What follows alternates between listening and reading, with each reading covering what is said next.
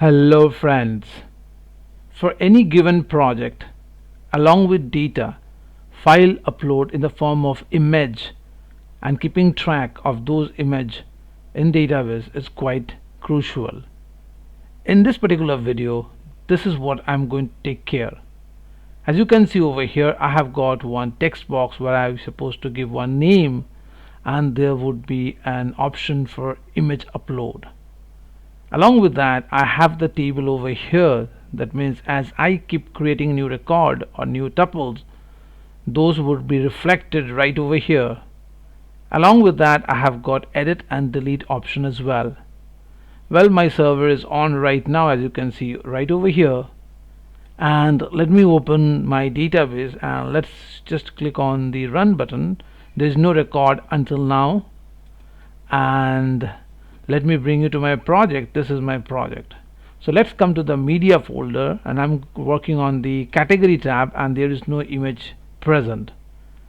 Now one more thing I need to add over here is I need to work on the JavaScript in the form of jQuery.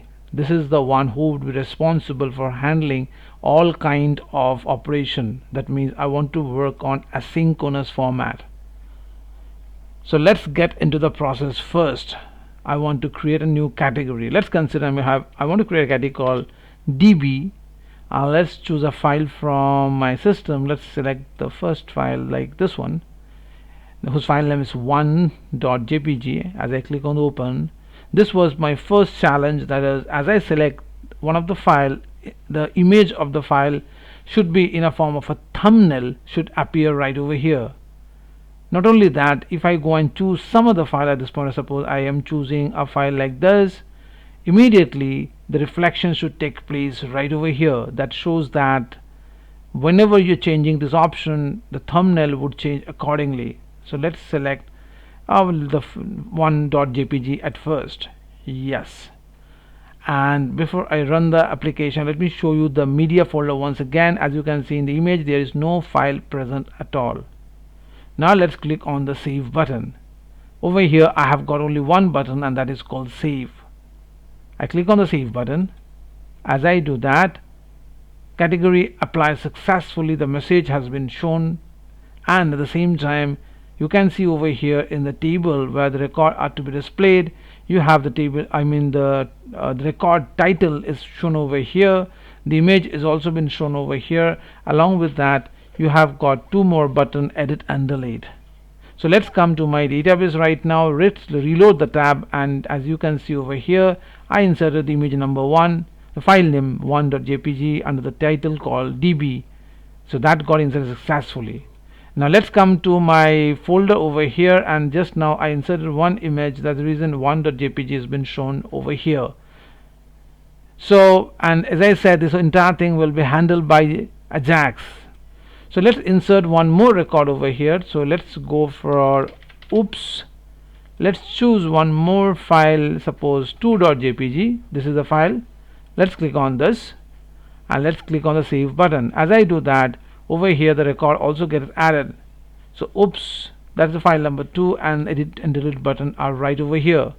Let's come to my pgadmin, PostgreSQL, and over here you can see file name 2.jpg under the title called oops get registered as a tuple successfully. And let's come to my folder over here. You can see even 2.jpg is right over here. Okay, that's so far so good. Suppose if I am reloading the tab once again, you can see this as a whole without any issue. Let me add one more record before I go and click on these two buttons. So let's go for, suppose I want to come up with a title called network. Let's choose another file, and this time let's go for 3.jpg. Let's click on this, and let's come and click on the save button. As I do that, you can see the image over here. All the images over here are different, are unique, and you can see all the records right over here. Let's come to the table. Let's reload the tab, and you can see image number 3 or file 3.jpg has been added successfully, and at the same time inside the folder you can see all the 3 files being saved in the backend successfully. Remember, I'm working on Python Django web framework, and with the help of backend I'm connecting the database, that is PostgreSQL, and you can see the ID in the form of pgadmin. So now is the time when I will go for edit. So let's select the record number 2. Oops, I want to edit this. So what I will do is that right now, look at the route, it is /edit/add. So I was adding the new record as a reason. But if I come over here, let me show you. If you take a note over here at this bottom right left corner, look over here. As I click this, it shows that the ID number 19, because as you can see over here, it is also ID number 19. So successfully the edit button is also going to be functional. As I click on this, the initial challenge which I was facing, that would be is, well, let me click and you see yourself. As I click on this, the route should get changed and this entire form should be filled up with the following tuple. As I click on this, look over here, the route got changed. It's showing edit/19 and the name of the title has been shown over here, and the image also has been shown over here. Not only this, if I click on this one, it should change dynamically. As I click on this one, it should change dynamically. So whichever you feel like, you can modify it. The change is all happening at runtime. So this is something which is very challenging, and one need to have this. Along with this, did you notice previously we were having a save button, but now since I want to go for edit, the save caption of the button has been renamed, or the value or the title, whatever you say, better to call it as a caption. The caption of the button got changed from save to edit, or it can be updated also. That is not an issue. So as you are performing the operation in the same way, you have to change it. But if I come and click on the category, but see again, you're getting the save option. So that means as you are performing operation accordingly, your save title of the button should change, so the subscriber or end user has got no confusion. Well, just few minutes ago we created all these 3 titles, and over here I have a new option as well, which would be my topic of discussion in the upcoming videos. If I click over here, I have got a drop down, and that drop down should reflect all those titles which I have created. All the category titles that I have created will be shown over here in the form of drop down. So this is going to work like this is going to be over here as a foreign key. That means under one particular category there can be multiple books. Well, that's the topic of some other day's video. So let's get back to category once again. So as I was saying, that now if I click any of the row, let's consider I'm clicking on this one, the option, and as I do that, immediately your save button got changed to edit, and you are seeing the entire form. And now I want to perform the edit operation. So when I go to edit operation, let's change this to, suppose, object programming, something like the object, or let's keep it like an object programming, or whatever term you feel like. Object programming and object oriented programming, rather, that would be good enough. Object oriented programming. Okay, and I want to come up with a file. Suppose let's go and click on this particular file. Yeah, that's good one. So now as I click on the edit button, what do you think what it should do? Well, it should edit, right? But what should happen to this particular image? Because if you come to your backend, you still have got the image, that is the image number 2 is still there, right? So do you think after I perform the update operation, this image should reside, or what do you think what should be the ideal stuff to do? Well, of course this file shouldn't be there, because you are inserting a new image, and that would be your recent image for the given tuple. So why do you retain this image? That image should be deleted automatically, otherwise it would block extra memory space, right? Yes, that what should actually happen. Ideally that should what happen. So I'm clicking on the edit button now. As I do that, well, bingo, the record got edited successfully, and you saw the image also got renamed, and not only renamed, the new image has been added. And let me get back to my backend. See, image number 2 is no longer there, rather the new image has been added successfully. This is the image which you are seeing. The previous image is no longer there. So that means my application is also taking care about removing the image which was initially given. As you perform edit option, that image shouldn't be there. Let's come to my table.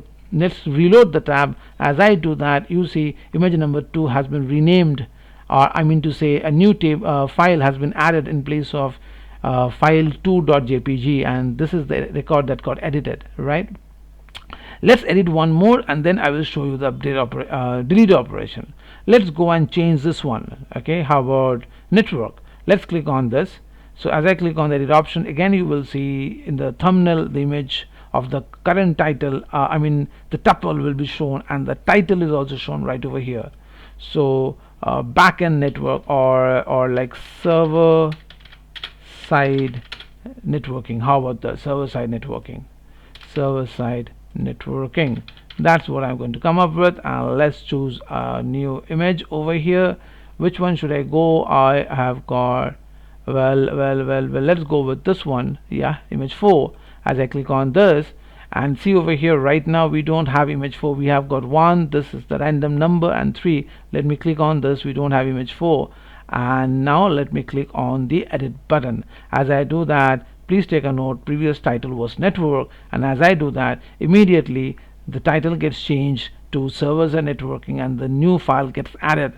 Let's come over here and let's rerun the tab, and as I do that, you see previously it was 3 and now it is showing 4. So that file also got renamed, or new file got added. And let's come to our backend and see the file 3.jpg is no longer there. That means as on your editing, all the previous files should be removed. I mean whichever file previously that tuple was having, that should be removed, right? So far so good.